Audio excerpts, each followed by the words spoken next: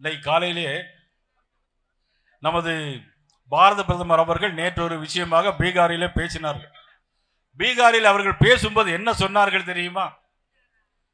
பீகார் வாழ்கிறவர்களை திமுகவினர், அதிலும் திராவிட முன்னேற்ற கழகத்தை சேர்ந்தவர்கள் யாரும் மதிப்பதில்லை. அவர்கள் எல்லோரும் பீகாரிகள், பந்தேரிகள், வடக்கர்கள், பானிபூரி விற்பவர்கள் என்று முதலமைச்சர் ஸ்டாலின் அவர்கள் சொன்னார்களா இல்லையா? சொன்னார்களா இல்லையா? சொன்னார்.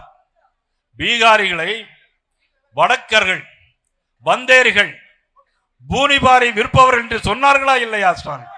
இன்னைக்கு அதை மடைமாற்று ஏதோ தமிழர்களை இழிவுபடுத்து பேசுவது போல் பிரைம் மினிஸ்டர் பேசினதாக சொல்லி இருக்கிறார். எவ்வளவு மோசமான செயல்! வார்த்தை ஜாலங்களில் எவ்வளவு வித்தியாசம்! வார்த்தை ஜாலங்களில் பேசி பேசி ஆட்சி பிடித்தவர்கள் இன்னைக்கு அதே வார்த்தை ஜாலங்களை இன்னைக்கு மாற்றி காட்டுகிறார். முதலமைச்சர் ஸ்டாலின் சொன்னது பீகாரிகளை, பந்தேரிகள், வடக்கர்கள், பூனிபாரி விற்பவர்கள் என்று சொன்னார். பிரைம் மினிஸ்டர் தமிழர்களை தவறாக சொன்னதாக சித்தரித்து மடைமாற்றம் செய்கிறார். நமது பாரத பிரதமர் யார்? ஐநா சபைக்கு போனாலும் சரி, அயோத்திக்கு போனாலும் சரி, எல்லா இடங்களிலும் தமிழை போற்றி பாதுகாக்கக்கூடியவர் நமது பாரத நரேந்திர மோடி அவர்கள். காசியிலே தமிழ் சங்கம் நடத்தி காட்டியவர், குஜராத்திலே தமிழ் சங்கம் நடத்தி காட்டியவர், திருக்குறளை 53 மொழிகளில் மொழிபெயர்த்தவர், பனாரஸ் பல்கலைக்கழகத்திலே தமிழுக்கென ஒரு இருக்கையை நடத்தி காட்டியவர்.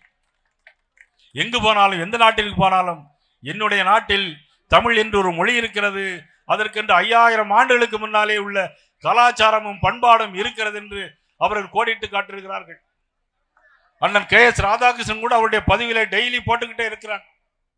அந்த அளவிற்கு தமிழை நேசிப்பவர், போற்றி பாதுகாக்கக்கூடியவர் நமது பாரத பிரதமர் நரேந்திர மோடி அவர்கள்.